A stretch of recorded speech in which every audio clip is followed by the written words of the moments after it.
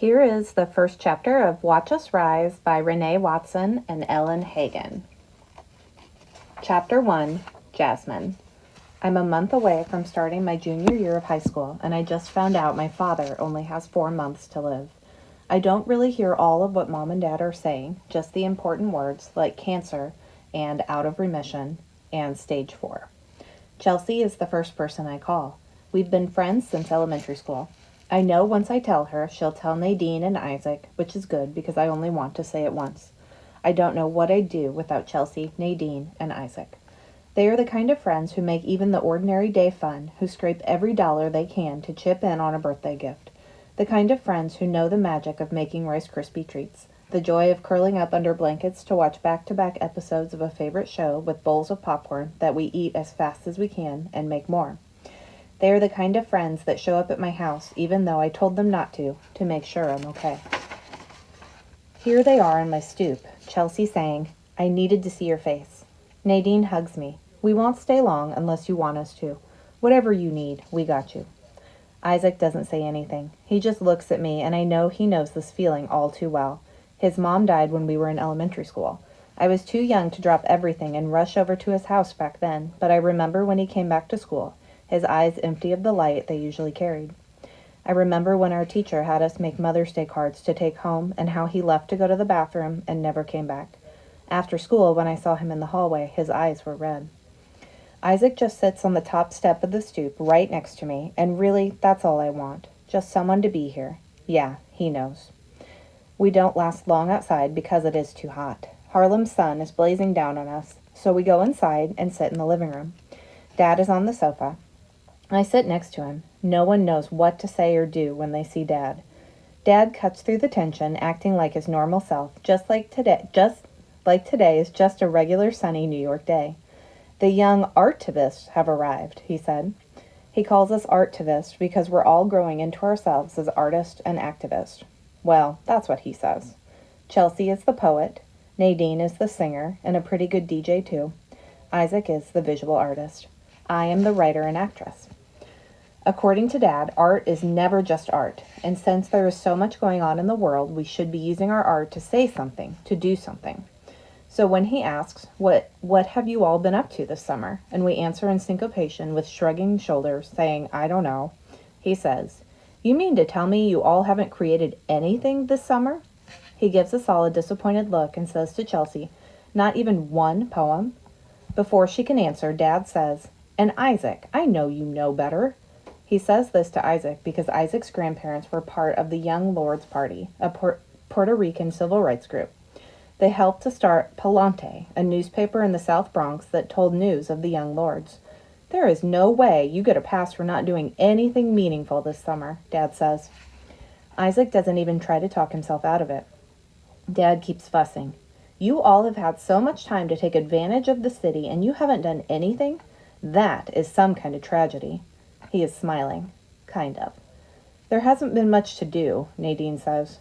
Dad shakes his head. "There's always something to do in New York." He starts coughing, hard, and everyone panics, rushing to get him water, tissues. Chelsea especially. I'm okay, just allergies," Dad says. "Dying people have regular ailments too." He laughs, but none of us do. Then he says, "I know Jasmine told you. Thank you for loving her enough to come over." Chelsea wipes a tear from her face. "My mom and Dad told me to ask if there is anything we can do." Her voice sounds frail, and that is never, ever a word I think of to describe Chelsea. Isaac says, "Yeah, my dad was asking too. He said he'd call a little later." Dad looks like he is actually trying to think up something. He says, "I'll reach out to your parents if I need to, but I do have something I'd like the 4 of you to do." I lean forward. Nadine and Isaac sit up straighter. Chelsea says, "Anything."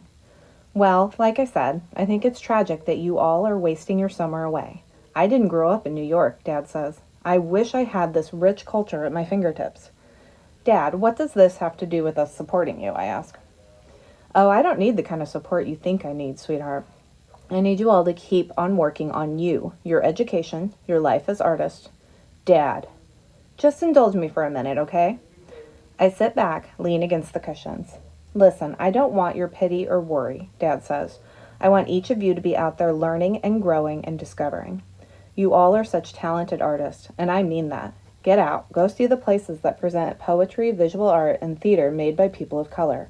Study some of the greats so your work can be influenced by them. Are you seriously giving us another summer challenge? I ask. It's not the first time Dad has sent us on a summer scavenger hunt of the city, but usually it's a little more thought out.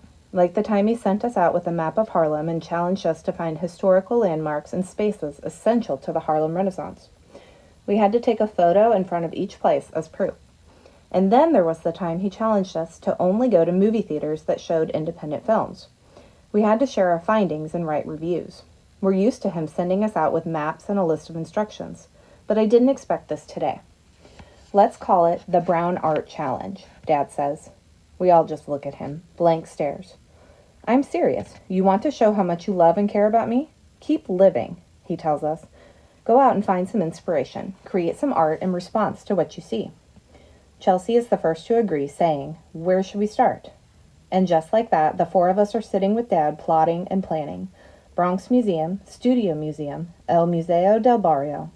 And bonus points to the person who can surprise me with a place that's not on the list, Dad says. But not the Schomburg Center. That would be cheating. Dad works at the Schomburg Center for Research in Black Culture, and in some ways, it's my second home. I love it when an exhibit is just about to open and Dad brings me, Jason, and Mom to see it before anyone else. Mom comes home with my brother Jason, who is 8. He's been at summer camp all day and doesn't know about Dad yet. Mom gives me a look that tells me my company has to leave. And I wish they could stay because that would delay the moment my brother finds out that our dad is going to die. That would keep in these tears that want to fall so bad. I have been swallowing them since Chelsea, Nadine, and Isaac showed up. No matter how much Dad is trying to keep things normal with his New York City scavenger hunt, no matter how much we all try to laugh at his corny jokes, these tears are here, pressing against my chest. Mom says hello to everyone and takes Jason upstairs. She looks tired and worried, and not like my mom at all. Dad stands. Thank you all for coming over. We walk to the door. Chelsea opens her mouth. I think to say goodbye, but instead an avalanche of tears fall. And then Nadine starts. Isaac is looking down at the hardwood floors, just staring. It's okay to cry, Dad says. Feel whatever you need to feel. But listen, everything doesn't have to change just because the cancer is back. You 4 are starting your junior year. I want things to be as normal as possible, just like every other school year. No matter what happens this year, you all need to stay focused, do your best. Don't let me or any distraction get in your way, he says. You all are just beginning. Praise Poem for the Summer by Chelsea Spencer. Here's to the warmth and every yes, to the grind of summertime, dripping cones and chlorine haze. Here's to float and exist, show up. Every challenge accepted. Revival in East Harlem. Freedom. Fighters printmaking our past to light up our present. We're here. The future of us. How we study our ancestors, dance ourselves into existence, electric grind, see the struggles. Together we arrive, arms linked, lungs loud as life, our hearts conjuring words and poems. All of us riding each wave toward eclipses and ellipses, always the ongoing, always ahead. Facing forward, our lives a ripple, a nonstop jumpstart, making our mark.